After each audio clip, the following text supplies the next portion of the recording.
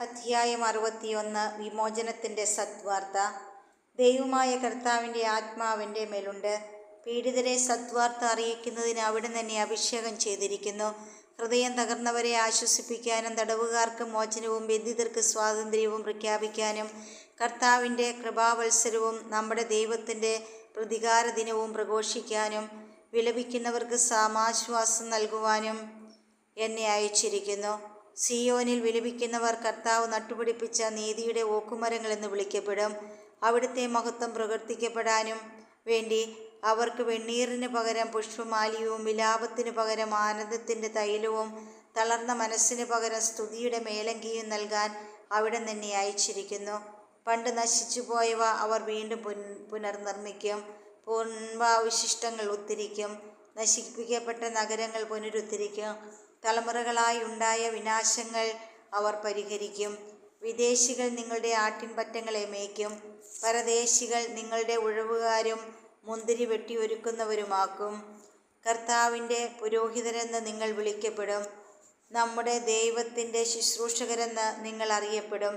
ജനതകളുടെ സമ്പത്ത് നിങ്ങൾ അനുഭവിക്കും. അവരുടെ ധനം കൈവശപ്പെടുത്തി നിങ്ങളെ അപമാനിക്കും. ലജ്ജിതരായിരിക്കുന്നതിന് പകരം നിങ്ങൾക്ക് ഇരട്ടി ഓഹരി ലഭിക്കും. അവമതിക്ക് പകരം നിങ്ങൾ സന്തോഷിച്ചുല്ലസിക്കും. നിങ്ങളുടെ ദേശത്ത് ഇരട്ടി ഓഹരി നിങ്ങൾ കൈവശമാക്കും. നിങ്ങളുടെ ആനന്ദം നിത്യമായിരിക്കും. കാരണം ദൈവമായ കർത്താവായ ഞാൻ നീതി ഇഷ്ടപ്പെടുന്നു. കൊള്ളയും തിന്മയും ഞാൻ വെറുക്കുന്നു. വിശ്വസ്തയോടെ അവർക്ക് ഞാൻ പ്രതിഫലം നൽകും. അവരുമായി ഞാൻ നിത്യമായ ഒരു ഉടമ്പടി ഉണ്ടാക്കും. അവരുടെ പിൻതലമുറ ജനതകളുടെ ഇടയിലും സന്തതി രാജ്യങ്ങൾക്കിടയിലും അറിയപ്പെടും. കർത്താവിനാൽ അനുഗ്രഹീതമായ ജനമെന്ന് അവരെ കാണുന്നവർ ഏറ്റുപറയും. ഞാൻ കർത്താവിൽ അത്യധികം ആനന്ദിക്കും. എൻ്റെ ആത്മാവ് എൻ്റെ ദൈവത്തിൽ ആനന്ദം കൊള്ളും. വരൻ പുഷ്പമാല്യം അണിയുന്നത് പോലെയും വധു ആഭരണ വിഭൂഷിതയാകുന്നത് പോലെയും അവിടുന്ന് എന്നെ രക്ഷയുടെ ഉടയാടകൾ ധരിപ്പിക്കുകയും നീതിയുടെ മേലങ്കി അണിയിക്കുകയും ചെയ്തു. മണ്ണിൽ മുള പൊട്ടി വളരുന്നത് പോലെയും തോട്ടത്തിൽ വിത്ത് മുളയ്ക്കുന്നത് പോലെയും ജനതകളുടെ മുൻപിൽ നീതിയും സ്തുതിയും ഉയർന്നു വരുവാൻ കർത്താവ് ഇടയാക്കും. അധ്യായം 62. സിയോന്റെ ന്യായം പ്രഭാതം പോലെയും ജെറുസലേമിൻ്റെ രക്ഷ ജ്വലിക്കുന്ന പന്തം പോലെയും പ്രകാശിക്കുന്നതുവരെ അവളെ പ്രതി ഞാൻ നിഷ്ക്രിയനോ നിശബ്ദനോ ആയിരിക്കുകയില്ല. ജനതകൾ നിന്റെ നീതീകരണവും രാജാക്കന്മാർ നിന്റെ മഹത്വവും ദർശിക്കും. കർത്താവ് വിളിക്കുന്ന ഒരു പുതിയ പേരിൽ നീ അറിയപ്പെടും. കർത്താവിൻ്റെ കയ്യിൽ നീ മനോഹരമായ ഒരു കിരീടമായിരിക്കും. നിന്റെ ദൈവത്തിൻ്റെ കരങ്ങളിൽ ഒരു രാജകീയ മകുടവും. പരിത്യക്തി എന്ന് നീയോ വിജനം എന്ന് നിന്റെ ദേശമോ ഇനിമേൽ പറയപ്പെടുകയില്ല. എൻ്റെ സന്തോഷം എന്ന് നീയും വിവാഹിത എന്ന് നിന്റെ ദേശവും വിളിക്കപ്പെടും. എന്തെന്നാൽ കർത്താവ് നിന്നിൽ ആനന്ദം കൊള്ളുന്നു. നിന്റെ ദേശം വിവാഹിതയാകും. യുവാവ് കന്യക എന്ന പോലെ നിന്റെ പുനരുദ്ധാരകൻ നിന്നെ വിവാഹം ചെയ്യും. മണവാളൻ മണവാട്ടി എന്ന പോലെ നിന്റെ ദൈവം നിന്നിൽ സന്തോഷിക്കും. ജെറുസലേമേ, നിന്റെ മതിലുകളിൽ ഞാൻ കാവൽക്കാരെ നിർത്തിയിരിക്കുന്നു. അവർ ഒരിക്കലും രാത്രിയോ പകലോ നിശബ്ദരായിരിക്കുകയില്ല. അവളുടെ ഓർമ്മ കർത്താവിൽ ഉണർത്തുന്നവരെ നിങ്ങൾ വിശ്രമിക്കരുത്.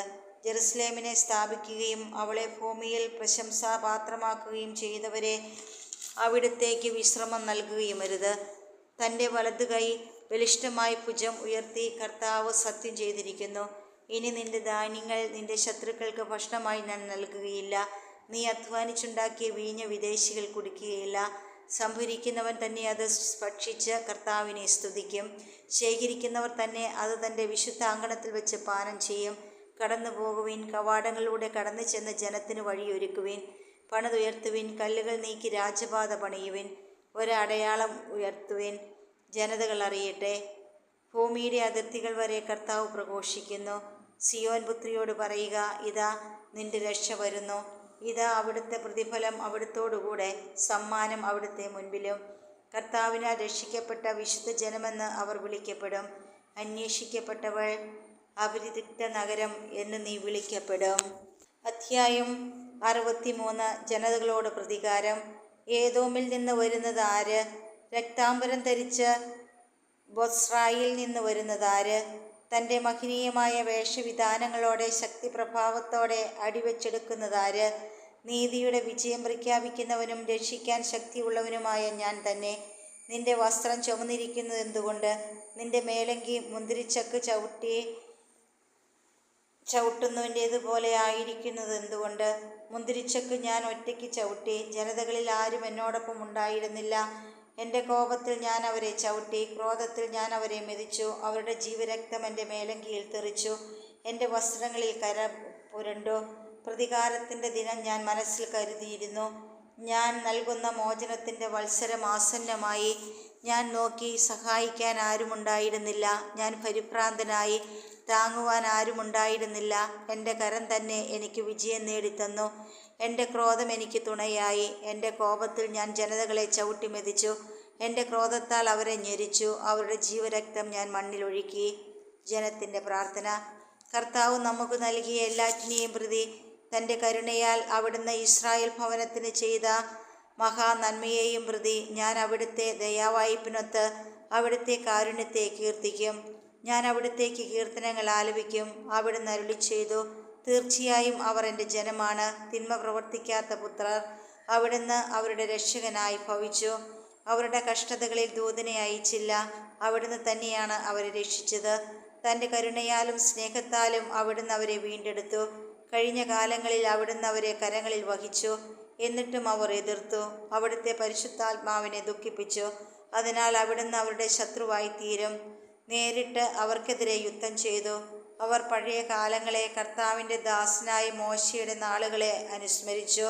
തൻ്റെ ആട്ടിൻപറ്റത്തിൻ്റെ ഇടയന്മാരെ കടലിലൂടെ നയിച്ചവനെവിടെ? അവരുടെ മധ്യത്തിലേക്ക് തൻ്റെ പരിശുദ്ധാത്മാവിനെ അയച്ചവനെവിടെ? തൻ്റെ മഹത്വപൂർണമായ ഭുജബലം മോശയുടെ വലത്തുകൈയിൽ പകരുകയും തൻ്റെ നാമം അനശ്വരമാക്കാൻ അവരുടെ മുൻപിൽ സമുദ്രം വിഭജിക്കുകയും അഗാധങ്ങളിലൂടെ അവരെ നയിക്കുകയും ചെയ്തവനെവിടെ? കുതിര എന്ന പോലെ അവൻ മരുഭൂമിയിൽ കാലിടറാതെ നടന്നു. താഴ്വരയിലേക്ക് ഇറങ്ങിച്ചെല്ലുന്ന കന്നുകാലികൾക്കെന്ന പോലെ അവർക്ക് കർത്താവിൻ്റെ ആത്മാവ് വിശ്രമം നൽകി. അങ്ങനെ അങ്ങയുടെ നാമം മഹത്വപൂർണ്ണമാക്കുന്നതിന് അവിടുന്ന് തൻ്റെ ജനത്തെ നയിച്ചു. സ്വർഗത്തിൽ നിന്ന് അങ്ങയുടെ വിശുദ്ധവും മഹത്വപൂർണവുമായ വാസസ്ഥലത്ത് നിന്ന് നോക്കിക്കാണുക. അങ്ങയുടെ തീക്ഷ്ണതയും ശക്തിയും എവിടെ? അങ്ങയുടെ ഉൾക്കട സ്നേഹവും കൃപയും എന്നിൽ നിന്ന് പിൻവലിച്ചിരിക്കുന്നു. അബ്രാഹം ഞങ്ങളെ അറിയുന്നില്ലെങ്കിലും ഇസ്രായേൽ ഞങ്ങളെ അംഗീകരിക്കുന്നില്ലെങ്കിലും അങ്ങാണ് ഞങ്ങളുടെ പിതാവ്. കർത്താവെ, അങ്ങ് തന്നെയാണ് ഞങ്ങളുടെ പിതാവ്, ഞങ്ങളുടെ വിമോചകൻ എന്നാണ് പണ്ട് മുതലേ അങ്ങയുടെ നാമം. കർത്താവെ, അങ്ങയുടെ പാതയിൽ നിന്ന് വ്യതിചലിക്കാൻ ഞങ്ങളെ അനുവദിച്ചതെന്തുകൊണ്ട്? എന്തുകൊണ്ടാണ് അങ്ങയെ ഭയപ്പെടാതിരിക്കാൻ തക്കവിധം ഞങ്ങളുടെ ഹൃദയത്തെ കഠിനമാക്കുന്നത്? അങ്ങയുടെ ദാസർക്ക് വേണ്ടി, അങ്ങയുടെ അവകാശമായ ഗോത്രങ്ങൾക്ക് വേണ്ടി അങ്ങ് തിരികെ വരണമേ. ദുഷ്ടർ അങ്ങയുടെ വിശുദ്ധ മന്ദിരത്തിൽ കാലുകുത്താൻ ഇടയായത് എന്തുകൊണ്ട്? ഞങ്ങളുടെ വൈരികൾ അങ്ങയുടെ ആലയം ചവിട്ടി മെതിക്കുന്നത് എന്തുകൊണ്ട്? അങ്ങയുടെ ഭരണം അറിഞ്ഞിട്ടില്ലാത്തവരെ പോലെയും അങ്ങയുടെ നാമത്താൽ വിളിക്കപ്പെടാത്തവരെ പോലെയും ആയിരിക്കുന്നു ഞങ്ങൾ. അധ്യായം 64. കർത്താവെ, ആകാശം പിളർന്നിറങ്ങി വരണമേ.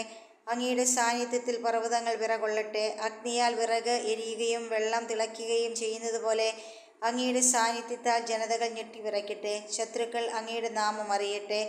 അവിടുന്ന് ഇറങ്ങി വന്ന് ഞങ്ങൾ വിചാരിക്കാത്ത ഭയാനക കാര്യങ്ങൾ ചെയ്തപ്പോൾ അവിടുത്തെ മുൻപിൽ പർവ്വതങ്ങൾ പ്രകമ്പനം കൊണ്ടു. തന്നെ കാത്തിരിക്കുന്നവർക്ക് വേണ്ടി അധ്വാനിക്കുന്ന അവിടുത്തെ അല്ലാതെ ആരും മറ്റൊരു ദൈവത്തെപ്പറ്റി കേൾക്കുകയോ മറ്റൊരു ദൈവത്തെ കാണുകയോ ചെയ്തിട്ടില്ല. അങ്ങയുടെ പാതയിൽ അങ്ങയെ വിസ്മരിച്ചുകൊണ്ട് സന്തോഷത്തോടെ നീതി പ്രവർത്തിക്കുന്നവരെ അങ്ങ് സ്വീകരിക്കുന്നു. അങ്ങ് കോപിച്ചു, കാരണം ഞങ്ങൾ പാപം ചെയ്തു. വളരെക്കാലം ഞങ്ങൾ തിന്മയിൽ വ്യാപരിച്ചു. ഞങ്ങൾക്ക് രക്ഷ കിട്ടുമോ? ഞങ്ങൾ അശുദ്ധനെ പോലെയും ഞങ്ങളുടെ സൽപ്രവൃത്തികൾ മലിനവസ്ത്രം പോലെയുമാണ്. ഇല പോലെ ഞങ്ങൾ കൊഴിയുന്നു. കാറ്റെന്ന പോലെ ഞങ്ങളുടെ അകൃത്യങ്ങൾ ഞങ്ങളെ പറപ്പിച്ചു കളയുന്നു. അങ്ങയുടെ നാമം വിളിച്ചപേക്ഷിക്കുകയും അങ്ങയെ മുറുകെ പിടിക്കാൻ ഉത്സാഹിക്കുകയും ചെയ്യുന്നവനാരുമില്ല. അങ്ങ് ഞങ്ങളിൽ നിന്ന് മുഖം മറച്ചിരിക്കുന്നു. ഞങ്ങളുടെ അകൃത്യങ്ങളുടെ പിടിയിൽ അങ്ങ് ഞങ്ങളെ വിട്ടുകളഞ്ഞിരിക്കുന്നു. എന്നാലും കർത്താവെ, അങ്ങ് ഞങ്ങളുടെ പിതാവാണ്. ഞങ്ങൾ കളിമണ്ണും അങ്ങ് കുശവനുമാണ്. ഞങ്ങൾ അങ്ങയുടെ കരവേലയാണ്. കർത്താവെ, അങ്ങ് അത്യധികം കോപിക്കരുതേ. ഞങ്ങളുടെ തിന്മകൾ എന്നേക്കും ഓർമ്മിക്കരുതേ. ഞങ്ങൾ അങ്ങയുടെ ജനമാണെന്ന് സ്മരിക്കണമേ. അങ്ങയുടെ വിശുദ്ധ നഗരങ്ങൾ വിജനമായിരിക്കുന്നു. സിയോൻ മരുഭൂമിയും ജെറുസലേമും ശൂന്യമായിരിക്കുന്നു. ഞങ്ങളുടെ പിതാക്കന്മാർ അങ്ങയെ സ്തുതിച്ചിരുന്ന അങ്ങയുടെ വിശുദ്ധാലയവും മനോഹരമായ ആലയം അഗ്നിക്കിരയാക്കിയിരിക്കുന്നു. ഞങ്ങളുടെ രമ്യസ്ഥലങ്ങൾ നാശകൂമ്പാരങ്ങളാക്കിയിരിക്കുന്നു. കർത്താവെ, ഇവയെല്ലാം കണ്ടിട്ടും അങ്ങ് അടങ്ങിയിരിക്കുമോ? നിശബ്ദത പാലിച്ചുകൊണ്ട് അങ്ങ് ഇനിയും ഞങ്ങളെ ദാരുണമായി പീഡിപ്പിക്കുമോ? അധ്യായം 65. ധിക്കാരികൾക്ക് ശിക്ഷ. എന്നോട് ആരായാത്തവർക്ക് ഉത്തരം നൽകാനും എന്നെ തേടാത്തവർക്ക് ദർശനമരുളാനും ഞാൻ തയ്യാറായിരുന്നു. എൻ്റെ നാമം വിളിച്ചപേക്ഷിക്കാത്ത ജനതയോട് ഇതാ ഞാൻ എന്ന് ഞാൻ പറഞ്ഞു. സ്വന്തം ആലോചനകളെ പിന്തുടർന്നും വഴിതെറ്റി നടക്കുന്ന കലഹപ്രിയരായ ഒരു ജനത്തിനു നേരെ ദിവസം മുഴുവൻ ഞാൻ എൻ്റെ കൈകൾ വിരിച്ചു പിടിച്ചു. ഉദ്യാനങ്ങളിൽ ബലിയർപ്പിക്കുകയും ഇഷ്ടികളെ മേൽ ധൂപാർപ്പണം നടത്തുകയും ചെയ്തുകൊണ്ട് എൻ്റെ മുഖത്ത് നോക്കി എപ്പോഴും എന്നെ പ്രകോപിപ്പിക്കുന്ന ഒരു ജനത്തിനു നേരെ തന്നെ. അവർ ശവകുടീരങ്ങളിൽ ഇരിക്കുന്നു, രഹസ്യസ്ഥലങ്ങളിൽ രാത്രി ചെലവഴിക്കുന്നു, പന്നിയിറച്ചി ഭക്ഷിക്കുന്നു, നിന്ദ്യമായവയുടെ സത്ത് പാനം ചെയ്യുന്നു. അവിടെ തന്നെ നിൽക്കുക, എൻ്റെ അടുക്കൽ വരരുത്, ഞാൻ വിശുദ്ധനാണെന്ന് അവർ പറയുന്നു. അവർ എൻ്റെ നാസികയിൽ പുകയാണ്, ദിവസം മുഴുവൻ എരിയുന്ന തീയാണ്. ഇതാ എല്ലാറ്റിൻ്റെയും രേഖ എൻ്റെ മുൻപിലുണ്ട്. ഞാൻ നിശബ്ദനായിരിക്കുകയില്ല, പ്രതികാരം ചെയ്യും. അവരുടെയും അവരുടെ പിതാക്കന്മാരുടെയും തിന്മകൾക്ക് അവരുടെ മടിയിലേക്ക് തന്നെ ഞാൻ പ്രതികാരം ചൊരിയും. കർത്താവ് അരുളി ചെയ്യുന്നു. അവർ മലമുകളിൽ ധൂപം അർപ്പിക്കുകയും കുന്നുകളിൽ എന്നെ നിന്ദിക്കുകയും ചെയ്തു. അവരുടെ പഴയ പ്രവൃത്തികൾക്കുള്ള ശിക്ഷ അവരുടെ മടിയിൽ തന്നെ ഞാൻ അളന്നു നൽകും. കർത്താവ് അരുളി ചെയ്യുന്നു. മുന്തിരിക്കുലയിൽ വീഞ്ഞ് കാണുമ്പോൾ അത് നശിപ്പിക്കരുത്, അതിലൊരു വരമുണ്ട് എന്ന് പറയുന്നത് പോലെ എൻ്റെ ദാസർക്ക് വേണ്ടി ഞാനും പ്രവർത്തിക്കും. അവരെ എല്ലാവരെയും ഞാൻ നശിപ്പിക്കുകയില്ല. യാക്കോബിൽ നിന്ന് സന്തതികളെയും യൂദായിൽ നിന്ന് എൻ്റെ മലകളുടെ അവകാശികളെയും ഞാൻ പുറപ്പെടുവിക്കും. എൻ്റെ തിരഞ്ഞെടുക്കപ്പെട്ടവർ അത് കൈവശപ്പെടുത്തും. എൻ്റെ ദാസർ അവിടെ വസിക്കും. എന്നെ അന്വേഷിച്ച എൻ്റെ ജനത്തിൻ്റെ ആട്ടിൻ പറ്റങ്ങൾക്ക് ഷാരോൻ മേച്ചിൽപ്പുറവും കന്നുകാലികൾക്ക് ആഖോർ താഴ്വരയും വിശ്രമകേന്ദ്രങ്ങളായിരിക്കും. എന്നാൽ നിങ്ങൾ കർത്താവിനെ ഉപേക്ഷിക്കുകയും എൻ്റെ വിശുദ്ധഗിരിയെ മറക്കുകയും ഭാഗ്യദേവന് പീഠമൊരുക്കുകയും വിധിയുടെ ദേവന് വീഞ്ഞു കലർത്തി പാനപാത്രം നിറയ്ക്കുകയും ചെയ്തു. ഞാൻ നിങ്ങളെ വാളിനേൽപ്പിക്കും. കൊലയ്ക്ക് തല കുനിച്ചു കൊടുക്കാൻ നിങ്ങൾക്കിടവരും. കാരണം അവർ വിളിച്ചപ്പോൾ ഞാൻ വിളി കേട്ടില്ല, ഞാൻ സംസാരിച്ചപ്പോൾ നിങ്ങൾ ശ്രവിച്ചില്ല. എൻ്റെ ദൃഷ്ടിയിൽ തിന്മയായത് നിങ്ങൾ പ്രവർത്തിച്ചു, എനിക്ക് അനിഷ്ടമായത് നിങ്ങൾ തിരഞ്ഞെടുത്തു. ദൈവമായ കർത്താവ് അരുളി ചെയ്യുന്നു. എൻ്റെ ദാസർ ഭക്ഷിക്കും, നിങ്ങൾ വിശന്നു പൊരിയും. എൻ്റെ ദാസർ പാനം ചെയ്യും, നിങ്ങൾ തൃഷ്ണാർത്തരാകും. എൻ്റെ ദാസർ സന്തോഷിച്ചുല്ലസിക്കും, നിങ്ങൾ നിന്ദനമേൽക്കും. എൻ്റെ ദാസർ ആനന്ദഗീതം ആലപിക്കും, നിങ്ങൾ ദുഃഖം കൊണ്ട് നിലവിളിക്കുകയും മനോവേദന കൊണ്ട് വിലപിക്കുകയും ചെയ്യും. ഞാൻ തിരഞ്ഞെടുത്തവർ നിങ്ങളുടെ നാമം ശപിക്കാൻ ഉപയോഗിക്കും. ദൈവമായ കർത്താവ് നിങ്ങളെ വിധിക്കും. തൻ്റെ ദാസർക്ക് അവിടുന്ന് മറ്റൊരു പേര് നൽകും.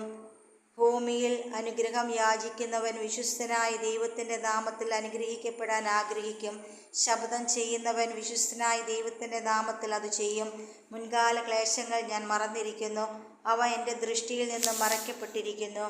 പുതിയ ആകാശവും പുതിയ ഭൂമിയും. ഇതാ, ഞാനൊരു പുതിയ ആകാശവും പുതിയ ഭൂമിയും സൃഷ്ടിക്കുന്നു. പൂർവ്വകാര്യങ്ങൾ അനുസ്മരിക്കുകയോ അവ മനസ്സിൽ വരികയോ ഇല്ല. ഞാൻ സൃഷ്ടിക്കുന്നവയിൽ നിങ്ങൾ നിത്യം സന്തോഷിക്കുകയും ആനന്ദിക്കുകയും ചെയ്യുവിൻ. ജെറുസലേമിനെ ഒരു ആനന്ദമായും അവളുടെ ജനത്തെ ആഹ്ലാദമായും സൃഷ്ടിക്കുന്നു. ജെറുസലേമിനെക്കുറിച്ച് ഞാൻ ആനന്ദിക്കും, എൻ്റെ ജനത്തിൽ ഞാൻ സന്തോഷിക്കും. വിലാപസ്വരമോ കഠിനവേദനയുടെ നിലവിളിയോ ഇനി അവിടെ കേൾക്കുകയില്ല. ശിശുക്കളോ ആയുസ്സ് തികയാത്ത വൃദ്ധരോ ഇനി അവിടെ മരിക്കുകയില്ല. 100-ാം വയസ്സിൽ മരിച്ചാലും അത് ശിശുമരണമായി കണക്കാക്കും. 100 തികയുന്നതിന് മുമ്പുള്ള മരണം ശാപലക്ഷണമായി പരിഗണിക്കും. അവർ ഭവനങ്ങൾ പണിത് വാസമുയർപ്പിക്കും, മുന്തിരിത്തോട്ടങ്ങൾ വച്ചുപിടിപ്പിച്ച് അവയുടെ ഫലം ഭക്ഷിക്കും. അവർ പണിയുന്ന ഭവനങ്ങളിൽ അന്യർ വസിക്കുകയില്ല, അവർ നടുന്നതിൻ്റെ ഫലം അവരൻ ഭുജിക്കുകയില്ല. എൻ്റെ ജനത്തിൻ്റെ ആയുസ് വൃക്ഷത്തിൻ്റെ ആയുസ് പോലെയായിരിക്കും. എൻ്റെ തിരഞ്ഞെടുക്കപ്പെട്ടവർ ദീർഘകാലം തങ്ങളുടെ അധ്വാനത്തിൻ്റെ ഫലം അനുഭവിക്കും. അവരുടെ അധ്വാനം വ്യർത്ഥ ആവുകയില്ല. അവർക്ക് ജനിക്കുന്ന ശിശുക്കൾ അത്യാഹിതത്തിന് ഇരയാവുകയില്ല. അവർ കർത്താവിനാൽ അനുഗ്രഹിക്കപ്പെട്ടവരും സന്തതികളായിരിക്കും. അവരുടെ സന്തതികളും അവരോടൊപ്പം അനുഗ്രഹീതരാകും. വിളിക്കും മുൻപേ ഞാൻ അവർക്ക് ഉത്തരമരുളും, പ്രാർത്ഥിച്ചു തീരും മുമ്പേ ഞാൻ അത് കേൾക്കും.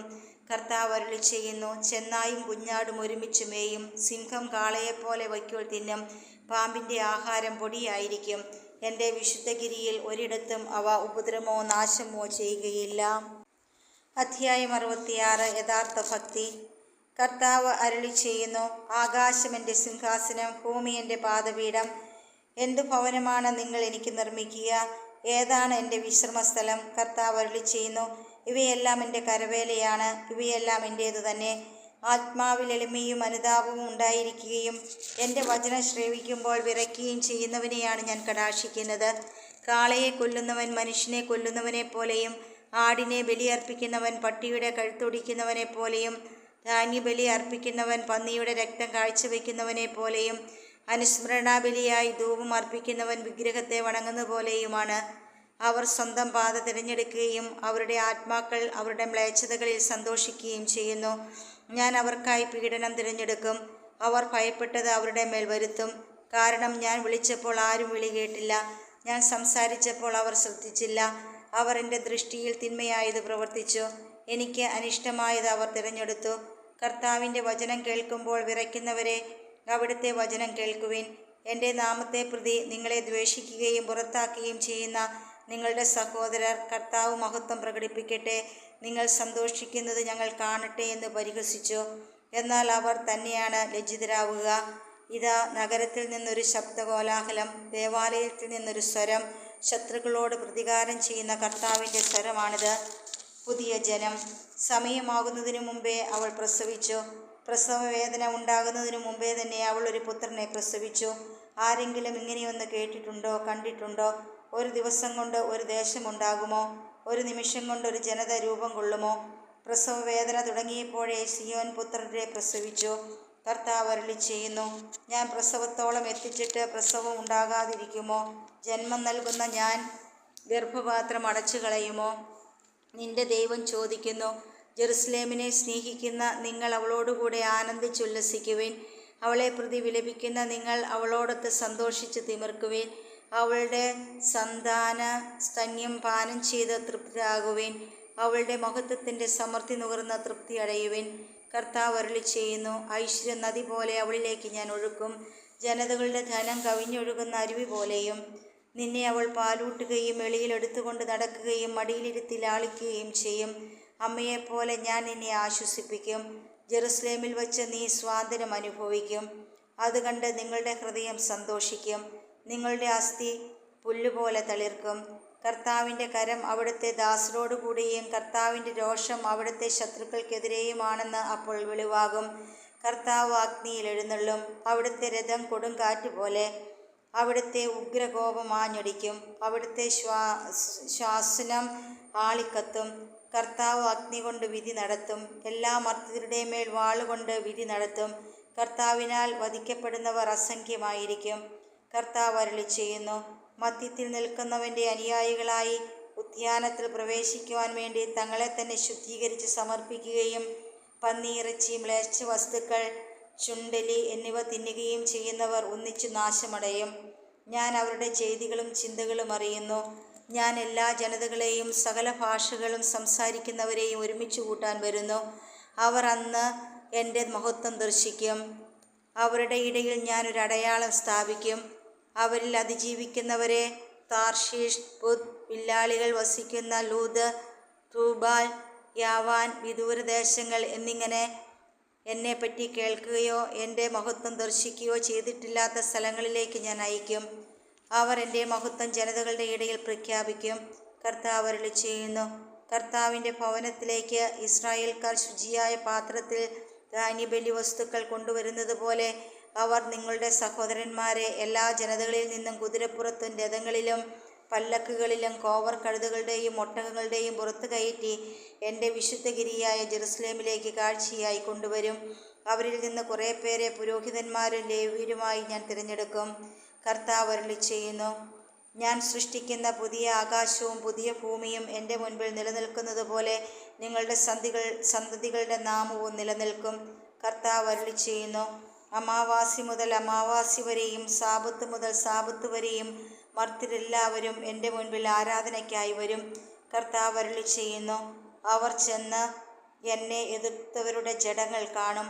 അവയിലെ പുഴുക്കൾ ചാവുകയോ അവരുടെ അഗ്നി ശമിക്കുകയോ ഇല്ല. എല്ലാവർക്കും അത് ഒരു വീവൽ സദൃശ്യമായിരിക്കും.